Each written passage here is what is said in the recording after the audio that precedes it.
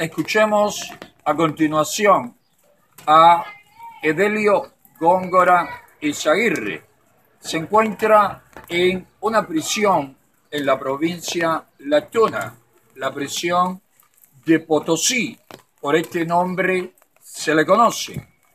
Edelio está en prisión acusado por un delito común que él, su familia y otras personas que hemos consultado consideran que no cometió. Pero por ser hermano de Eliezer Góngora Izaguirre, el coordinador de la UNPACU en Jobabo, Las Tunas, le vienen haciendo víctima de todo tipo de acciones en su contra, castigo, torturas y otras medidas para hacerle desistir de apoyar a su hermano y de manifestar su descontento, su oposición al régimen catrocomunista. Escuchemos a Edelio Góngora con una narración de lo último que ha estado pasando en esta prisión de la provincia Las Tunas. Hermanas y hermanos de la libertad, quiero poner a su consideración la denuncia de mi confinamiento solitario, producida el 17 de abril, un ejemplo de la aplicación de la ley Mordaza, combinada con métodos habituales de tortura de los cuerpos represivos de la dictadura.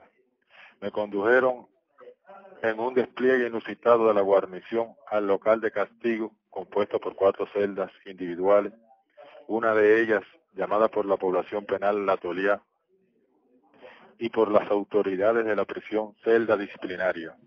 Un título eufemístico a lo que es en realidad una mazmorra, un local frío, húmedo y oscuro, con muy poca ventilación, sucio, con una letrina que no descarga y donde la excreta flota sobre la misma, generando una fetidez casi insoportable, atrayendo moscas, cucarachas, enjambre de mosquitos, a pesar incluso que hay casos de Zika ingresados en un local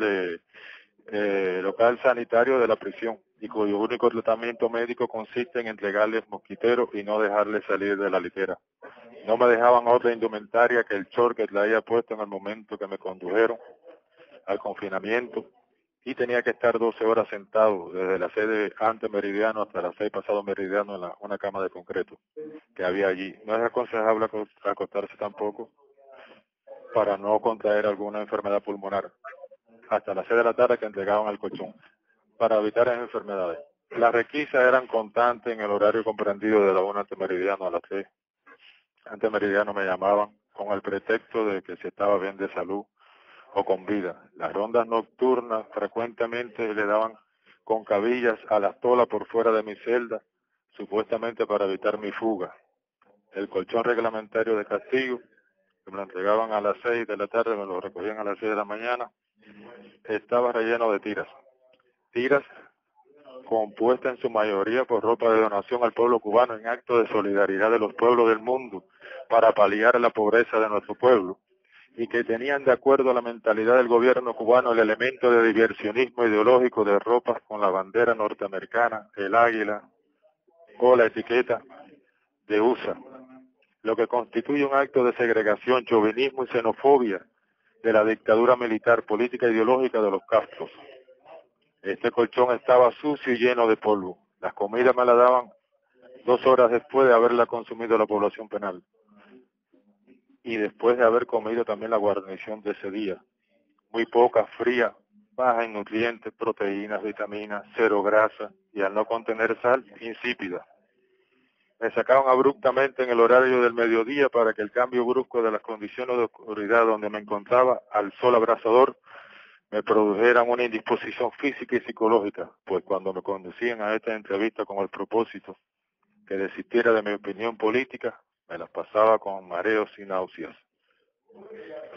El miércoles 18 de abril me condujeron al puesto de mando a entrevistarme con el mayor Erlán Vega Rivas, jefe de unidad, primer teniente Jordi Baldoquín, jefe de reeducación, y Félix, jefe de orden interior, donde me informaron las razones de mi traslado a castigo. Había incurrido en 2 indisciplinas según el reglamento de la prisión: hacer uso incorrecto del privilegio del teléfono y hacer denuncia por canales no autorizados, violando el escalón de mando. pues las denuncias deben ser dirigidas a ellos mismos. Todavía asombrado por el tonto y el antidemocrático reglamento, le hice 2 preguntas. Si sabía que el teléfono es un medio de comunicación, me respondieron sí, claro. Le hice la segunda pregunta, ¿es la comunicación un privilegio o un derecho? El jefe de unidad comenzó a decirme que el Estado hacía grandes esfuerzos, invirtiendo grandes sumas de dinero para la instalación de teléfonos. Hay 2 nada más, pero en el penal. E incluso tenían proyección de aumentar la capacidad de líneas telefónicas. Le volví a hacer la pregunta, ¿es o no o un derecho? El mayor molesto me dijo que yo era un instrumento del imperialismo yanqui, que era un mercenario de una potencia extranjera, que estaba siendo utilizado por la UPACU, que no se preocupaban por mí ni de mi familia, que ellos estaban gozando mientras yo era el que estaba jodido aquí. Aproveché rápidamente y le pregunté, entonces ustedes reconocen que hay oposición en Cuba, organizadas en partidos. Me contestó que no, que éramos 4 gatos buscando méritos para irnos a los Estados Unidos. Le respondí que yo no tenía ningún interés en abandonar a mi país e irme a otro país extranjero con una cultura, idioma, costumbre distinta a la mía, y menos cuando no conozco, como la mayoría de los cubanos, los lugares bellos y buenos de nuestro país, a los cuales tienen acceso los grandes dirigentes y turistas extranjeros. El me dijo, amenazó que si continuaba con esa actitud podían suspenderme las visitas conyugales por 6 meses, enviarme permanente fuera de provincia, que lo pensara bien, que mi familia iba a trabajar, iba a pasar trabajo, que mi esposa podía abandonarme, uno de mis padres o hijos o hijas podían fallecer y yo votado en otra provincia. E intervino el bonachón jefe de reeducación Baldoquín y dirigiéndose a mí dijo, amigo, sé inteligente, nosotros no podemos cambiar tu forma de pensar, lo que te pedimos es que aquí te portes bien, para que salgas y cuando estés en la calle hagas denuncia y todo lo que tú quieras. A veces la mierda hay que comérsela y no decir nada. Le pregunté por qué.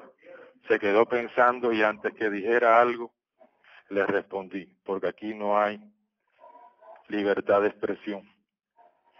Intervino Slan rápidamente y me informó que estaba recluido por 15 días, que firmara 2 actas, le dije que no iba a firmar nada. Se dirigió entonces a la guarnición y le ordenó que me condujeran. Con semejante programación neurolingüística en sus siglas PNL que le introdujo Castro en su cerebro, es imposible razonar, ya que repiten los mismos argumentos hace casi 6 décadas. El día 1 de mayo cumplía el confinamiento solitario. Se personaron algunos jefes como Félix de Orden Interior y me dijo que se habían equivocado en la cuenta, pues era el día 2 que me sacarían. Este incidente reforzó la idea que tenía que la verdadera razón de mi confinamiento era alejarme de la población penal en el momento del traspaso de títulos, no de poder en el Estado y el gobierno. Me sacaron el martes 2 a las 7 de la noche y me dirigieron a una celda colectiva. Supe por unos reclusos recién traídos de la prisión provincial que la misma suerte habían corrido otros opositores, que fueron recogidos de campamentos y pasillos para recluirlos en castigo. La verdad no se puede ocultar, ni con confinamientos solitarios, ni métodos de hostigamiento, ni torturas físicas, psicológicas o torturas de sueño, ni amenazas, podrán acallar los sueños desbordantes que alberga el pueblo cubano de paz, libertad y derechos humanos. Desde la prisión de Potosí, el activista pro derechos humanos y libertades civiles, el objetor de conciencia, Edelio Góngora Izaguirre.